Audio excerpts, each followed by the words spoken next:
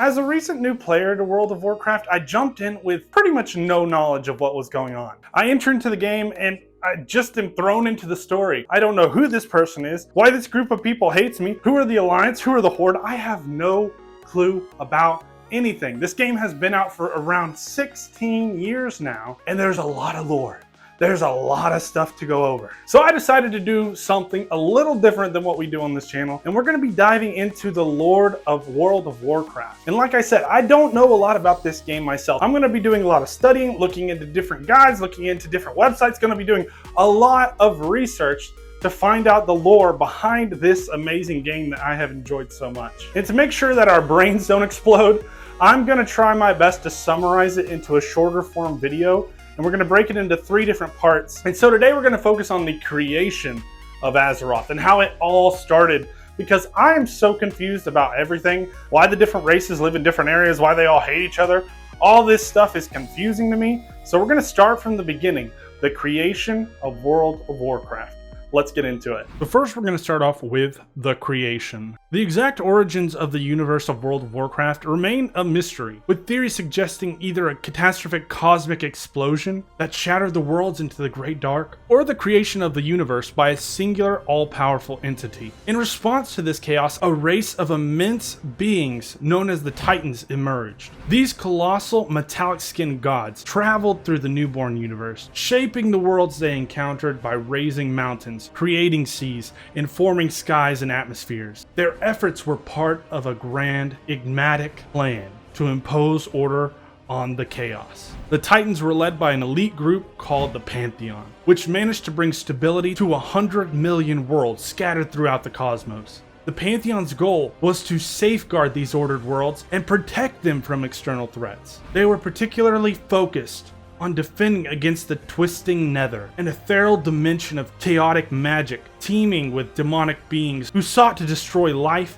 and consume the universe's energies. Despite their efforts, the Titans struggled with the concept of evil and found it difficult to fully address the relentless threat posed by these malevolent entities. Over time, demons from the twisting nether infiltrated the Titans' world. The Pantheon appointed the greatest warrior, Sargeras, to defend against these threats. For millennia, Sargeras fought and defeated demonic races such as the Eridar, who used dark magic to enslave worlds and corrupt the inhabitants, and the Nathrezim, vampiric demons who sowed chaos and distrust. The corruption and malevolence of these demons deeply troubled Sargeras, leading him to fall into despair and doubt. He lost faith in the Titans' vision of order, ultimately concluding that chaos was the only true reality. Rejecting his former comrades, Sargeras began to believe that the Titans themselves were at fault for the universe's failure. Consumed by madness, he resolved to destroy their works and set the universe ablaze. Sargeras' corruption transformed him into a being of fiery rage. He freed the imprisoned Eridar and Nathrezim, enlisting their help in the apocalyptic plans. He appointed 2 champions, Kil'jaeden the Deceiver, to recruit dark races and corrupt them, and Arjmonde the Defiler to lead his armies into battle. Kil'jaeden enslaved the Dreadlords to serve him, while Arjmonde gathered Pit Lords and their leaders, Manaroth the Destructor, to form an elite fighting force. With the armies prepared, Sargeras launched his destructive campaign across the universe, calling his forces the Burning Legion. The extent of their devastation remains unknown, but their conquest was marked by widespread destruction and chaos. Unaware of Sargeras' plans to destroy the world, the Titans continued their cosmic duties, including shaping the world of Azeroth. Which, if you don't know what Azeroth is, that's where the World of Warcraft takes place. The entire place we live in, Azeroth. Upon arriving, they encountered hostile elemental beings who worshipped the malevolent old god and sought to drive the Titans away. The Pantheon waged war against these elementals and their dark masters, including the powerful elemental lieutenants Ragnaros the Fire Lord, Therazane the Stone Mother, Alakir the Wind Lord,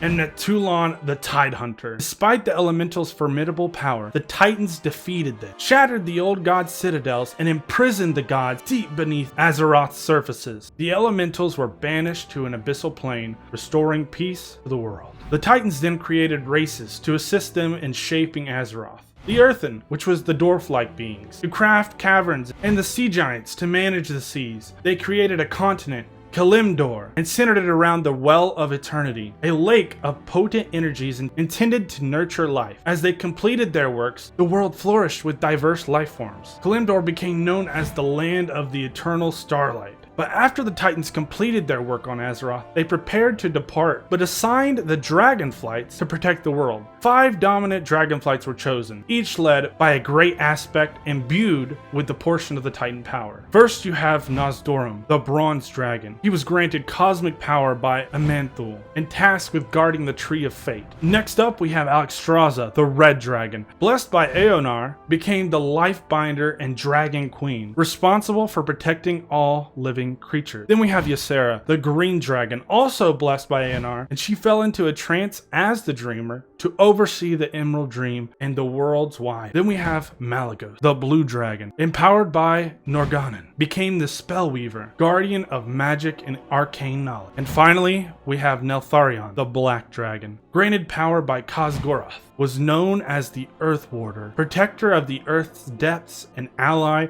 of Alexstrasza. While the Titans left the aspects in place, however, it wasn't long before Sargeras discovered the world's existence. And this takes us to the Waking World. 10,000 years before the first war between orcs and humans, Azeroth was one continent called Kalimdor, surrounded by ocean. At its center was the Well of Eternity, a powerful, magical lake that nourished the world's life. A nocturnal humanoid tribe, later known as the Kaldori or Night Elves, settled by the well.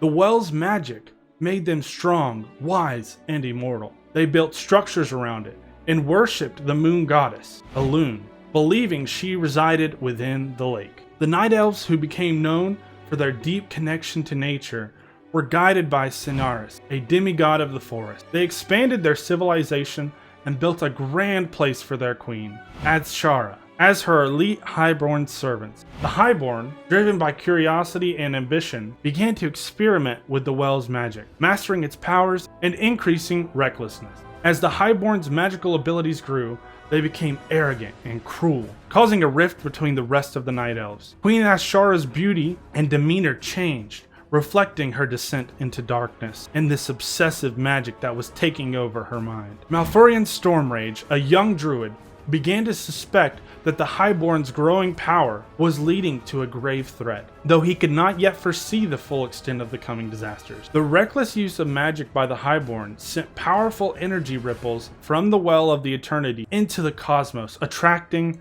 Sargeras, the Dark God. Sensing an immense power of Azeroth, Sargeras decided to invade and claim the world for himself. He assembled the Burning Legion, a vast army of demons led by the Archmonde and Menorah, and prepared to assault Azeroth. Queen Azshara and her Highborn, corrupted by magic, aided Sargeras by opening the portal to his realm. A Burning Legion then attacked Azeroth, devastating the Night Elf city and wreaking havoc on Kalimdor. The Night Elves, led by Malfurion Stormrage and his brother Illidan, sought allies to counter the invasion. They enlisted the help of Cinaris, the demigod of the forest, and the ancient dragons led by Alexstrasza. Cinaris rallied an army of enchanted tree men, while the dragons joined the battle against the Legion. Amidst the chaos, Azshara prepared for Sargeras' arrival by trying to expand the portal with the help of the Highborn followers. However, during the battle, Neltharion, the Earth Warder, succumbed to madness and became Deathwing, turning on the Night Elves and the dragons. His betrayal weakened the Dragonflights and forced them to retreat. In the face of overwhelming odds, Malfurion theorized that destroying the Well of Eternity would sever the demon's link to the world. Though his allies were reluctant, Tyrande supported Malfurion's plan. They resolved to storm Azshara's temple and shut down the well to end the invasion. Illidan Stormrage, consumed by resentment and addiction, betrayed his brother Malfurion and sided with King Azshara to protect the Well of Eternity from destruction. Heartbroken, Malfurion led his allies into Azshara's temple, where the Highborn were completing a ritual to unleash the Well's power. Despite their efforts, the group was overpowered by Azshara's forces, and Tyrande was gravely injured. Meanwhile, Illidan stole some of the Well's water, intending on using it on himself. The battle caused the Well's unstable energies to explode, resulting in a massive cataclysm that shuttered Kalimdor. The explosion created the Maelstrom,